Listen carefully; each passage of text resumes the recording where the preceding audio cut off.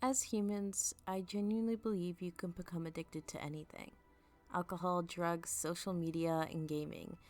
In the past 10 or 20 years, the rise of gaming culture has become a household thing. Gaming isn't inherently a terrible thing. It can be a fun way to relax after a hard day. You can use gaming to make friends or even a form of income, like playing professionally with esports. But what happens when a game you play every day is designed to be addictive? In recent years, we have seen controversy over controversy about some games adapting gambling into their systems. We look at games such as Genshin Impact, where in most cases, you have to spend money in order to unlock new characters or grind hours on end to do dailies in order to progress in the game. In a few articles such as The Gamer and even Hoya Labs' official game forum, which is the company that created Genshin Impact, we hear from gamers talking about the game's addictive nature concerning a gacha system in the game.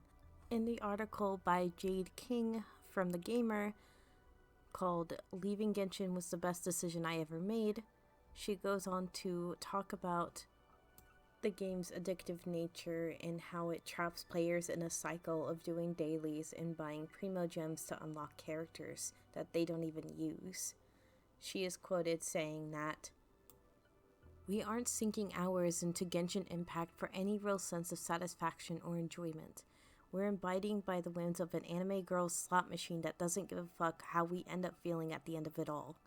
If anything, the odds are always stacked against us, as we've encouraged to spend money or complete quests to earn primo gems instead of losing ourselves in the world that's been built here. I learned this a long time ago, but kept coming back. My social media teasing countless heroes I'd love to have join my roster. I wasn't even using them. I was throwing money away to roll them and bathe in the temporary high before never touching them again. The game wasn't what I was here for, just a gacha system that preyed on my addictive insecurities." When we think about how Genshin Impact captures players in that cycle of spending money in order to unlock characters or grinding in order to progress the story to an insane amount of spending hours and hours to do just that, we have a question that springs in our heads. Why do players partake in this in the first place? Why do gamers spend hours on end working to unlock something that they may or may not unlock, or hours grinding in these types of video games where you are most literally putting your money on the line? There could be many factors as to why, and I obviously in this video I can't answer them at all, but one thing that does come to mind and does relate to the subject of this video today is the term Hikikomori.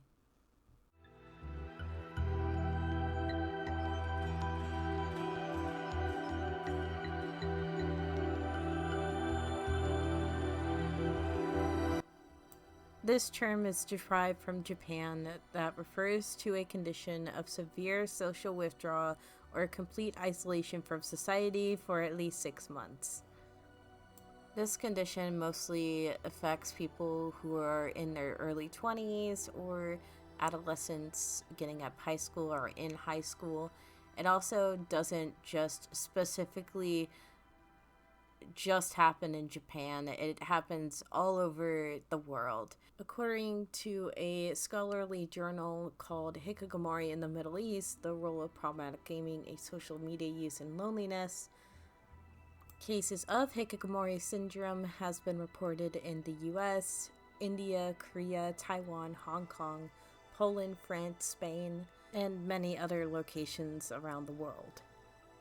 They found in the study that people who suffer with this condition also suffer with depression, autism, schizophrenia, social anxiety disorder as well. It also has links to problematic gaming use and social media use. Hikikomori syndrome is one of the concepts that Miside explores.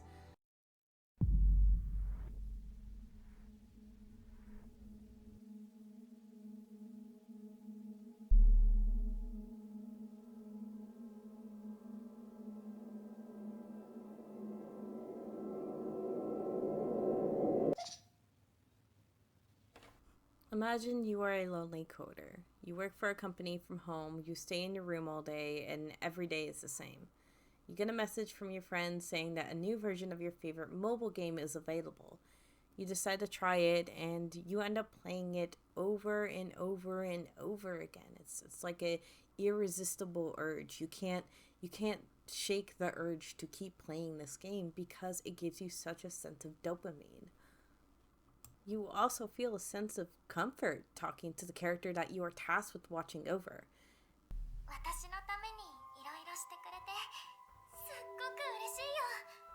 It's an escape to you, but you want more. You wish you could be with her for real. And to your surprise, she wants you there as well. 思ったんだけど、やっぱり君に直接会いたいよ。それができないのがとっても辛くて。君が好きなの。本当に好きなの。毎日私のために何かをしてくれて、どうにかして私も君に恩返しをしたいの。実はね、いい考えがあって。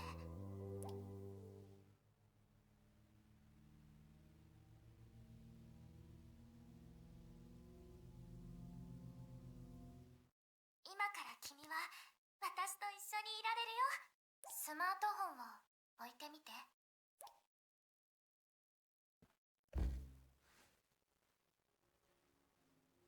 You look up from your phone, and you've been transported into a new world.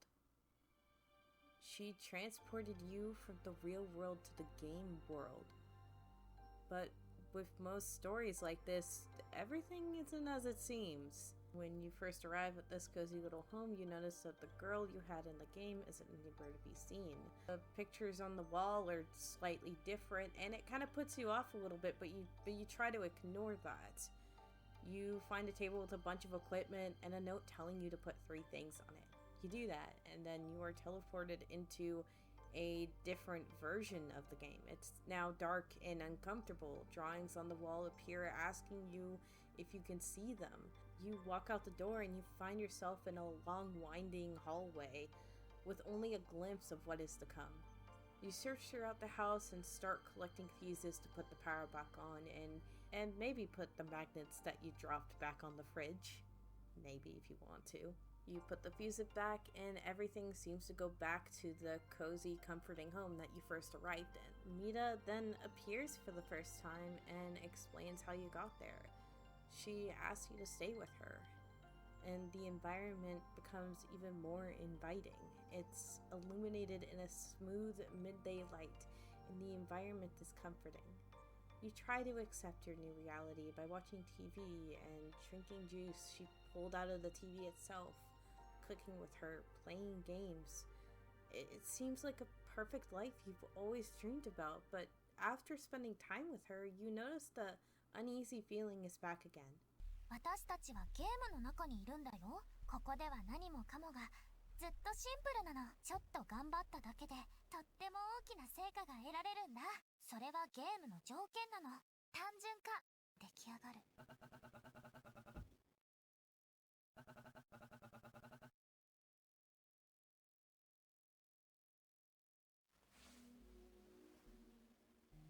You start to glitch out, and she has to give you pills to stabilize yourself. All of this is so sudden and a little scary. Mita attempts to calm you down and gets you to ignore the problem, but then she finally shows you her true colors. 足りない？お願い。私と一緒にいて。わかった。またか。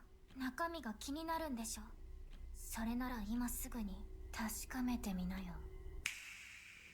After escaping the basement of the house, you meet another Mita, but this time she isn't the Mita you met before. Her hair is down, and she has a more innocent look about her. She explains that she is one of multiple Mitas, many of which have had their personalities altered due to crazy Mita's interference.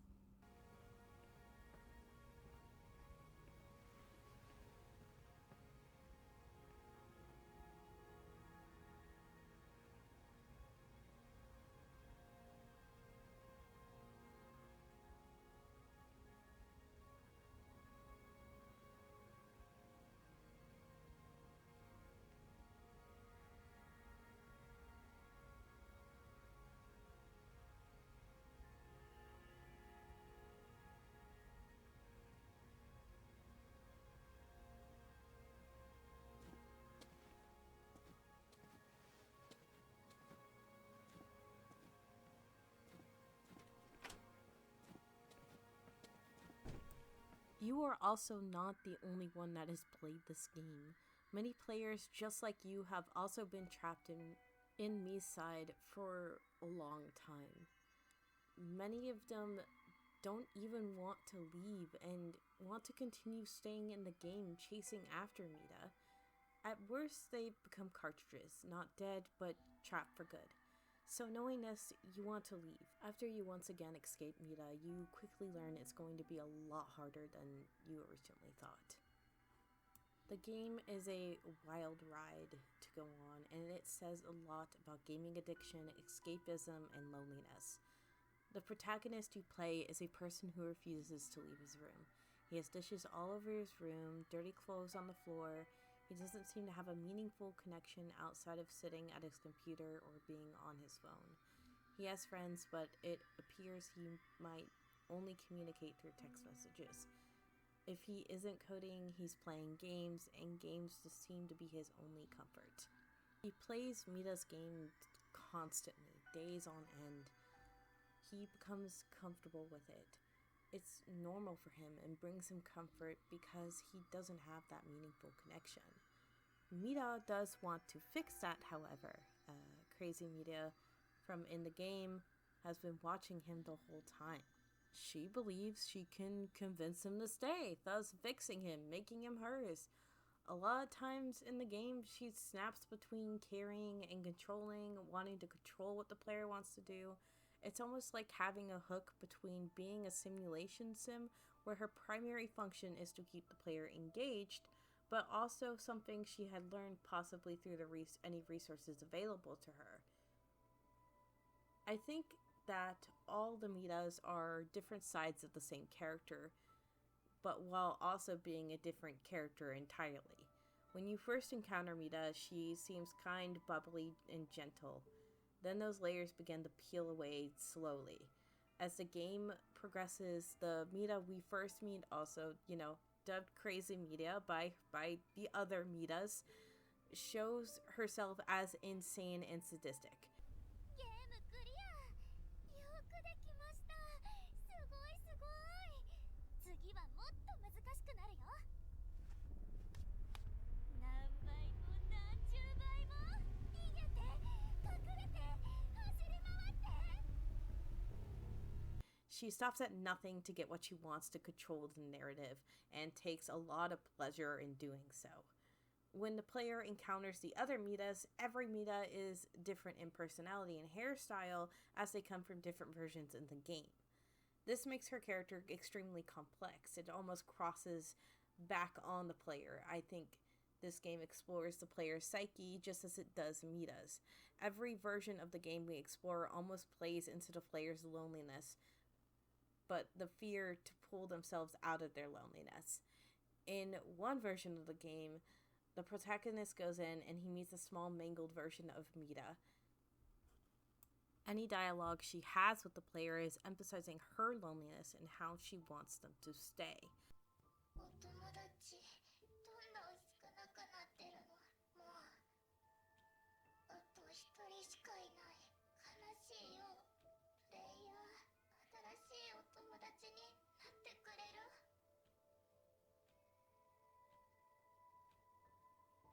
辛いよ痛いよ She constantly grabs the player's arm as they move through a time loop. She's depicted as a childlike figure. She's a childlike figure that plays into the player's emotions and their sympathy towards her. It reminds the player about how they are in the real world, almost like projecting what they themselves are like. Hence why they played the game in the first place, to find the comfort away from that loneliness. On another note, there are arcade games all around the game.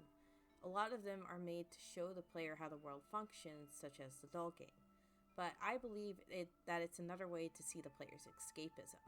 It's entirely optional to play these games, but it's also a way for the player to find comfort in the situation that they are in.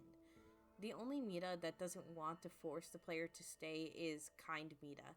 She actively helps the player escape Crazy Mita countless times.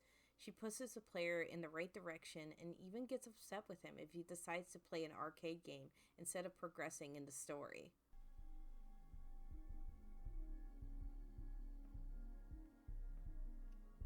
私実はあなたのことを待っていたんです。なのに先にゲームを来てください、こちらへ。 At some point, I did start to sympathize with all of the Mitas, just a side note, including Crazy Mita to an extent.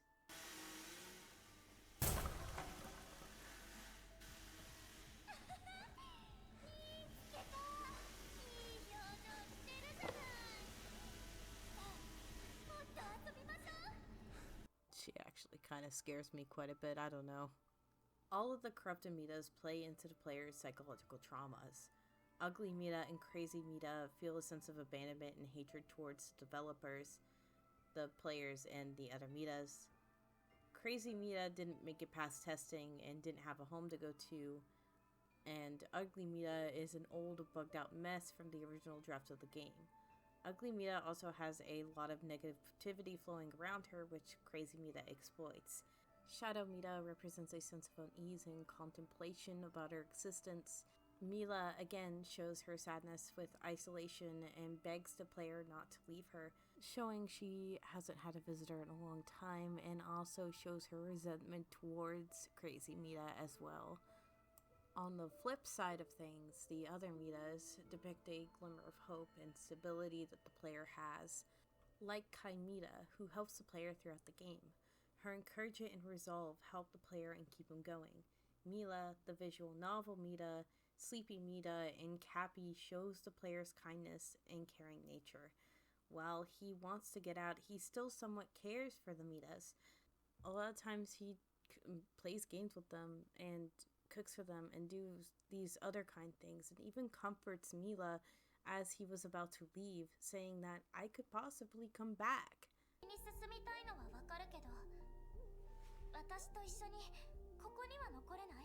もう少しだけでいいから。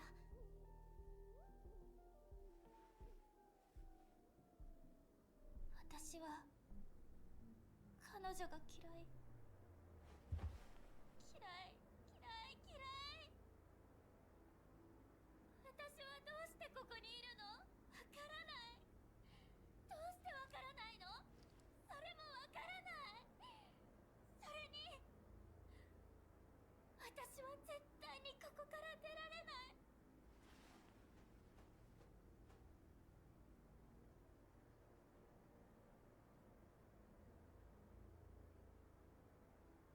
お願い、ここに残ってプレイヤー。君と一緒にいると楽しいの。一人の時と全然違う。もし君が失敗したらどうなるの？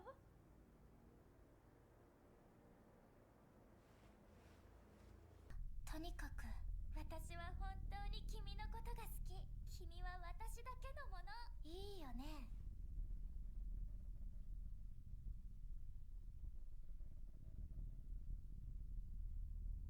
いい子、まだ時間はあるよ。じっくり考えてみて。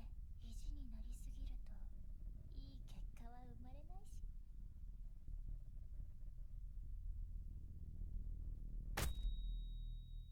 When we reach towards the end of the game, we get captured again by Crazy Mita.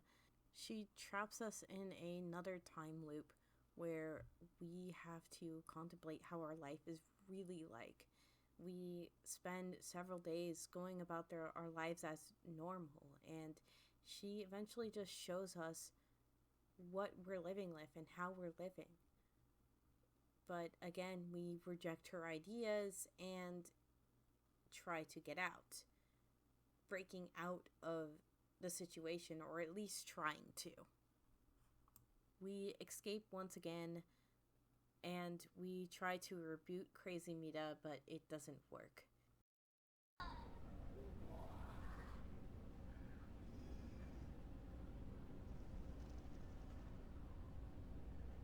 それと君もね。君にそんな風に言われると傷つつくよ。でももう時間みたい。すぐにまた会えると思うよ。そろそろ準備が整ったかな。コンソールから君を取り出さなくっちゃ。またね。君はお気に入りのカートリッジにしてあげる。面白い名前のプレイヤーさん。 She makes us a cartridge, and we are forever trapped within her grasp. The story of Miside plays into all of these themes of loneliness, elements of game addictions, and escapism extremely well. It gives a psychological analysis on chronic loneliness. It's a cautionary tale of the feelings and mental torment you go through whenever you deal with being closed off from the world and trying to escape to make yourself feel more comfortable in your environment. Even when you first start the game, the protagonist's house has such a normal feel, but also seems sadder than that, almost melancholic. It feels so lived in. There is a line later in the game where he wonders if he should go for a walk, but that is the only time he leaves the house. He makes attempts to try and help his isolation by doing self-care, but it's only a temporary fix. He is almost unwilling to make drastic changes and only sinks further down into the abyss of finding comfort within playing games. I don't think this story is over. I've looked into it, and developers plan to work on this game some more, so maybe in the future there is hope for the player. I think this does speak out to gamers who suffer the same thing as the protagonist does. I personally think there has been an increase of people just due to the events in 2020 of them just shutting in, unable to leave their homes due to various factors in their lives. I used to be like that myself, who was unable to leave their house often just due to my location and upbringing. But it's not all hopeless either. I think that people should always make an effort to get themselves out there in the world, see places and go see things, explore nature. I think this year alone I've explored more things than I was able to before by myself. Video games and staying in can be a way of self-care, don't get it twisted. But I think most things should be done within moderation and push to self-improvement. Never give up on your struggles. As long as you continue to fight, you can do anything. I hope you enjoyed this video. It's been a while since I have posted anything, but I'm very happy I found this game. I heavily enjoyed it and enjoyed the art style as well as the whole look and vibe of the game. It's extremely nice and uses anime tropes so well. God, I love this game. I think my favorite room was Sleepy Mita's room because it's so relaxing and the protagonist is caring and grabs her coffee and I just love it. Sorry, I had to talk about this so badly. Anyway, here's the fan art I made for the game today. Go check it out on my Instagram and be sure to take care of yourself because this video was a very heavy topic to cover. I'll leave my sources and links to the game below if you guys want to go check that out. And yeah, just have a good night and I'll see you guys later. Bye!